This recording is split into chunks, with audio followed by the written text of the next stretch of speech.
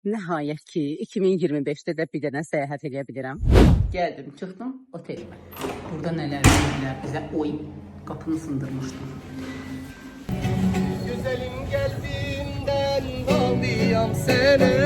Amma yol hərəkət qaydaları məni qorxutdu. Bu il heç səyahət eləməmişəm. Sadəcə rutin olaraq, necə ki hər il ad günümdə gedirəmsəm, bu il də ad günümdə gedirəm.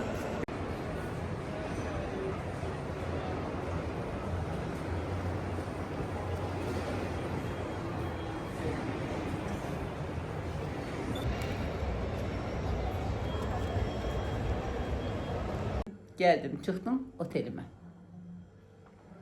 Çox qəşəngli, çox genişdi. Şəkillərdən çox bəyənmişdim. Tam da olduğu kimi də. Bəzən şəkildə geniş düşür. Ancaq baxırsan ki, balaca bir oteliymiş. Hava limanında qarşılayacaqdılar məni. Otelə çatdıracaqdılar. Ancaq elə oldu ki, biz bir-birimizi görmədik. Mən də orada taksi çağırdım. Taksi sifariş verdim, gəldim. Bu arada çox qəşəngdir. Yəni yoldan keçən ürək istədiyi qiyməti demir. Hətta gətirib saxlayanda deyir, qonaq olun. Hələ buna baxın. Oturub burada bəzənəcəm, şəhərə çıxmamış. Burada belə kofemi hazırlayıb içə-içə. İstəyirəm, göstərim ki, burada nələr verirlər. Başqa otellərlə müqayisə edirəm deyə. Göstərmək istəyirəm ki, əməlli başlı düşünüblər də hər şeyi. Burada nələr verirlər bizə? Oy, qapını sındırmışdım. Bura bir saray olub. Saray adına layiq də. Hətta buna baxın, tualeti həm Aziyetski tualet var, həm də belə. Mən çox bəyəndim. Mənim manifestimə ölürəm. Yəni bir insan necə bu qədər gözəl manifest eləyə bilər? Yəni Tanrı məni sevir. Okey, Tanrı məni sevir. Baxın, dünənlərim yağış idi hər yerdə və gün çıxmaq ehtimalı yox idi. O kadar güzel bir hava var ki. Başlayaq yeməklərdən.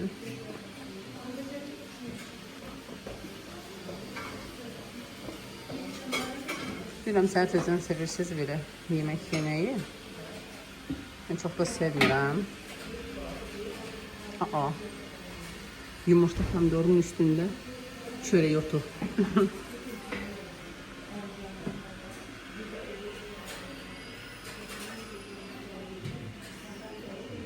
Qəşəng görünür.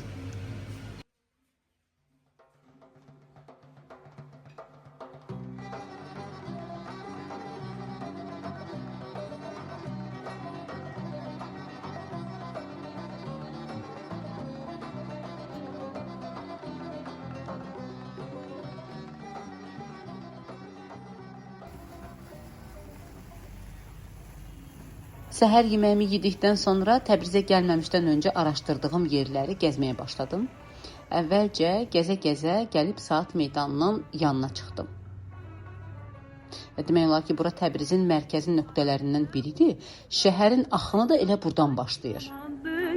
Araz üstə, buz üstə, ay qız amandır. Saat Meydanının yanından da elə gəzə-gəzə gəlib çıxdım Tarbiyyat küçəsinə. Hansı ki, piyada üçün nəzərdə tutulub bu küçə və mənə biraz Bakının Targovusunu xatırlatdı. Mağazalar, insanlar, şəhər həyatı, bir sözlə burada həyat qaynayır. Bir tək fərq var, burada motosikletlər düz insanların yerdiyi yerdən keçib gedirlər. Gözəlim qəlbimdən bağlıyam sənə. Təbriz çox qəşəng şəhərdir. Adamları da çox mehribandır. Çox köməksevərdilər, çox mehribandılar. Amma yol hərəkət qaydaları məni qorxutdu. Qaydaların olmadı, daha doğrusu. Dostlar, bildiyiniz yəni instinktlə keçirlər də yoldan.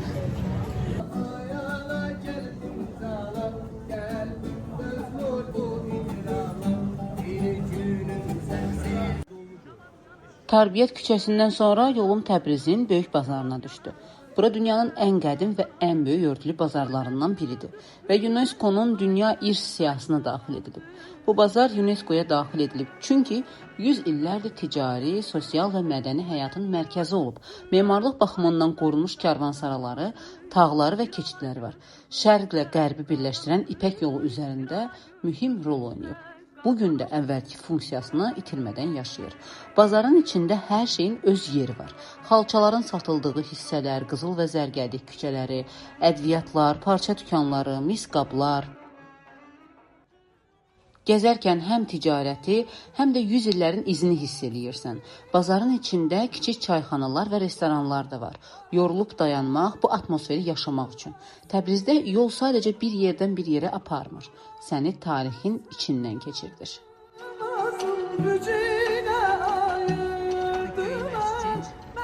Amma deyəsən təmirdədir.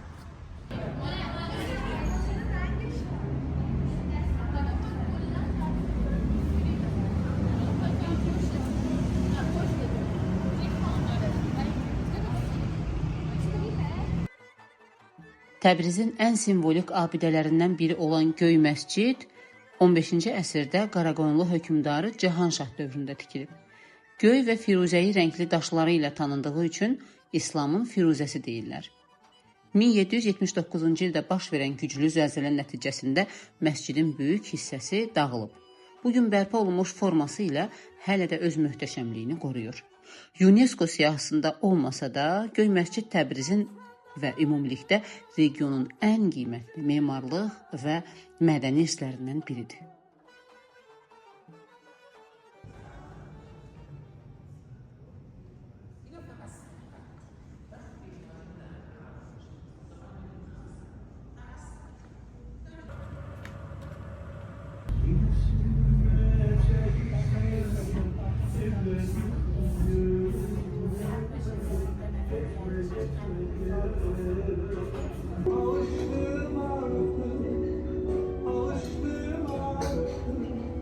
Sensiz yaşamam.